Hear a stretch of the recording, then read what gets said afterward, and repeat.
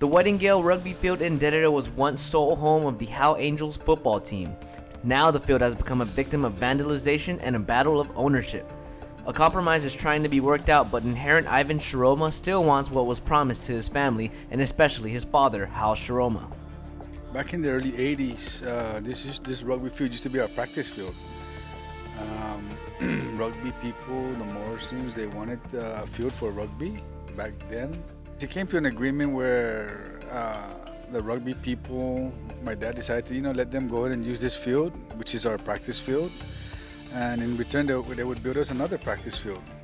So we don't mess up the game field. That agreement was made in front of a lot of people. Senator Eddie Calvo, Marcel Camacho were there. There's no issue there, and they acknowledged that agreement was made. They never pulled through on their agreement. They reneged on the agreement. My dad passed away, and all of a sudden they're trying to acquire an additional piece of property, which is next to the rugby field back on that site.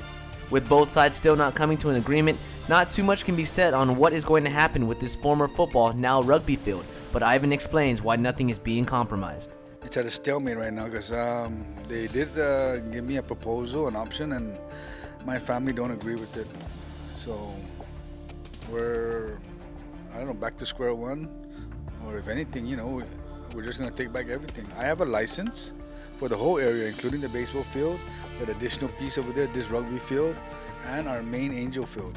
A huge piece of land across the now rugby field used to be the Angels' main practice field, but after a constant beating from Mother Nature and a lack of assistance from either FEMA or Parks and Recreations, this field remains unstable. Typhoon Pongsona damaged it, and normally when the typhoon damaged that field, FEMA would come in and pour in some money into it, and they get it fixed. This time it didn't happen, for whatever reason. I don't understand.